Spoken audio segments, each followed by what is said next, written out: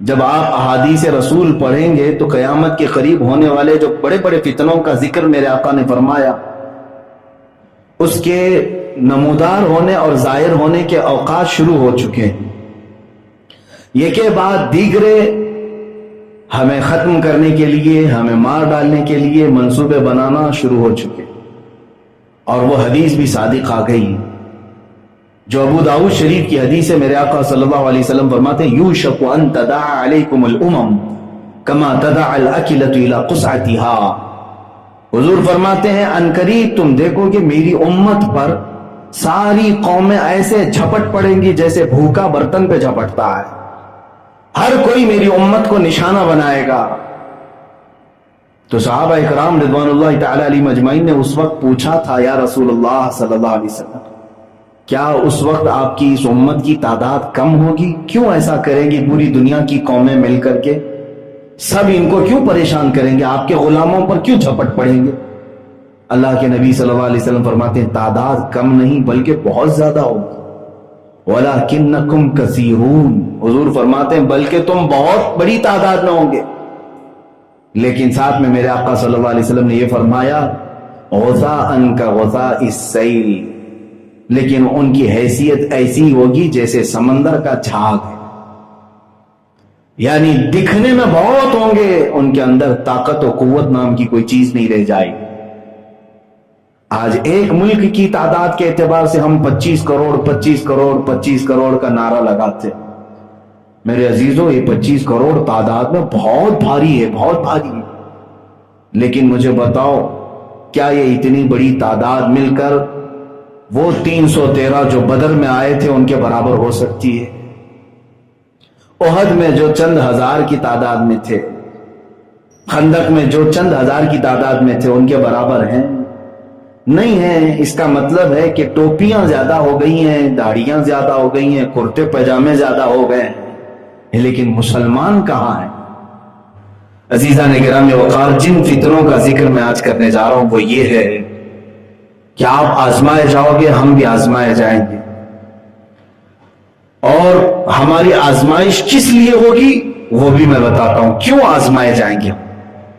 پہلی چیز تو یہ ہے کہ تمہارے سامنے تمہارے عزیزوں کا قتل ہوگا، تمہارے اپنوں کو مارا جائے گا، تمہارے اپنوں کو پیٹا جائے گا۔ ایک بڑی آزمائش ہے اپنے عزیز کا قتل دیکھنا، ان کی مصیبتیں دیکھنا اور پھر خاموش رہ جانا۔ اس آزمائش کا دور اب شروع ہو چکا ہے کہ ہمارے عزیز مارے جائیں گے اور یہ کے بعد دیگرے ہم بھی پیسے جائیں۔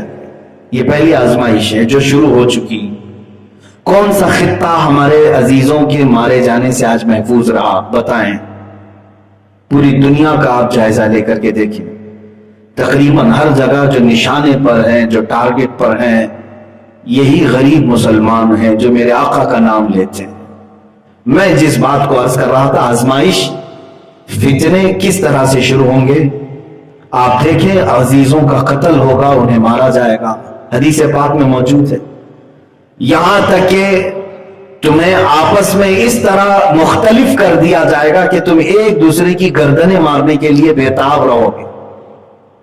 یہ آپس کے متعلق بھی حدیث پاک میں آخر الزمان کی جو حدیثیں، میرے عزیزوں اس وقت جو حالات ہیں اس میں یہ ہے کہ تمہاری مسجدیں اب محفوظ نہیں رہیں گی، تمہاری خانقاہیں ختم کر دی جائیں گی، تمہاری آئیڈینٹی چھین لی جائے، بس یہ ہے کہ تم ایک غلام کی حیثیت سے رہو۔ آج دیکھیں پچھلے 10 سالوں میں اتنا زہر بھر چکا ہے معاشرے کے اندر کہ جو اچھے دوست ہوا کرتے تھے ہندو، اب وہ بھی ہاتھ ملانے سے کترانے لگ گئے، وہ بھی ہمارے ساتھ بات کرنے سے کترانے لگ گئے، اس لیے کہ زہر بہت تیزی سے پھیلایا جا رہا ہے، بہت تیزی سے پھیلایا جا رہا ہے۔ اب میں آپ کو بتاتا ہوں حدیث رسول، تمہارے اوپر ذلت پر ذلت آتی جائے گی۔ اللہ کے نبی صلی اللہ علیہ وسلم نے فرمایا، ابو داؤد شریف کی حدیث ہے، حضرت عبداللہ ابن عمر رضی اللہ تعالیٰ عنہما اس کے راوی ہیں، فرماتے ہیں اذا تبایعتم العینۃ واخذتم الزرع واخذتم اذناب البقر ورضیتم بالزرع وترکتم الجہاد सल्लत अल्लाहु अलैकुम ज़ुल्लन ला यंज़िअहु हत्ता तर्जिउ इला दीनिकुम औ कमा क़ाल रसूलुल्लाह सल्लल्लाहु अलैहि वसल्लम।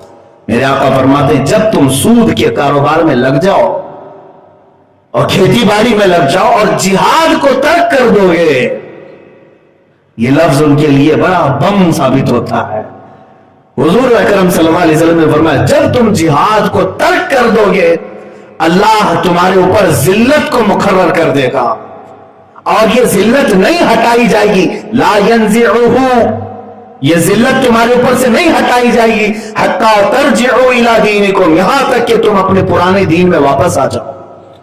जब तक तुम लौट नहीं आओगे अपने अक़दार पर, उस वक्त तक तुम्हारे ऊपर जिल्लत मुकर्रर की जाएगी। अज़ीज़ान गिरामी वक़ार, वो कौन सा पुराना हमारा दीन है? वही सहाबा इकराम रिज़वानुल्लाहि तआला अलैहिम अजमईन का, सहाबा के बाद ताबईन का। मेरे अजीजों, सहाबा इकराम रिज़वानुल्लाहि तआला अलैहिम अजमईन को मैं गुनाह और जुर्म से ताबीर नहीं करूंगा, लेकिन एक बात सहाबा की हुजूर को इस कदर नापसंद हुई कि जब कभी इस्लाम और सफीर इस्लाम पर हमला हो तो घर में बैठने का हक ही नहीं, और जो बैठा रहा सहाबी भी क्यों ना हो उसका बाइकाट हुजूर ने कर दिया। अब मुझे बताओ, सहाबा का जब हुजूर सल्लल्लाहु अलैहि वसल्लम 40 दिन तक बाइकाट करते हैं सिर्फ इस बुनियाद पर कि तुमने इस्लाम पर आने वाली आंच का मुकाबला क्यों नहीं किया, तो फिर इन तमाम गद्दी नशीनों का क्या हाल होगा, खानखाहों का क्या हाल होगा, जो बड़े बड़े अपने अकाबिर हैं उनका क्या हाल होगा? क्या इनसे सवाल नहीं होगा? अल्लाह के नबी सल्लल्लाहु तआला अलैहि वसल्लम फरमाते हैं, अफ़ज़लुल जिहादी कलिमतु हक़्क़िन इंद सुल्तानिन जाइर, सबसे अफजल जिहाद हक बात बोलना जालिम बादशाह के सामने, जालिम बादशाह और जालिम हुकूमतों के सामने हक बात का ऐलान करना यह अफजल जिहाद है। मैं इस जिहाद की दावत दे रहा हूं उलमाए रब्बानियीन से और सूफिया इकराम से, मुर्शिद और मशाइख जो मौजूद हैं उनसे, कि इस जिहाद का तो इस्तेमाल कर सकते हो कि हक बात तो आप बयान करें। हक बात बयान करने से किस बात का खौफ है? क्या सारी चीजें लुट जाने तक हम खामोश बैठे रहेंगे? अजीजान गिरामी वक़ार, ये जिल्लत हमारे ऊपर मुसलसल तारी की जाने लगेगी। अजीजान गिरामी वक़ार, ये घेरे अब तंग होते चले जाएंगे। आगे के दिन वो मुझे नजर आ रहे हैं जब सांस लेने की भी दुश्वारियां हमें पैदा कर दी जाएंगी। कौन मस्जिद में आ सकता है, कौन पढ़ा सकता है, इसका भी डिक्लेरेशन होना अभी बाकी है। सारे लोग हुकूमत की नजर हो जाएंगे। अब कोई डेमोक्रेसी, कोई जमहूरियत का नाम बाकी रखने का इनका इरादा नहीं, सिर्फ डिक्टेटरशिप होगी, बादशाहत होगी, रूलिंग होगी। तुम्हें किसी को बात करने का हक नहीं। इसीलिए जब तक आजादी है जो मैं बोलने की, अपने हुकूक का मुतालबा तो करो।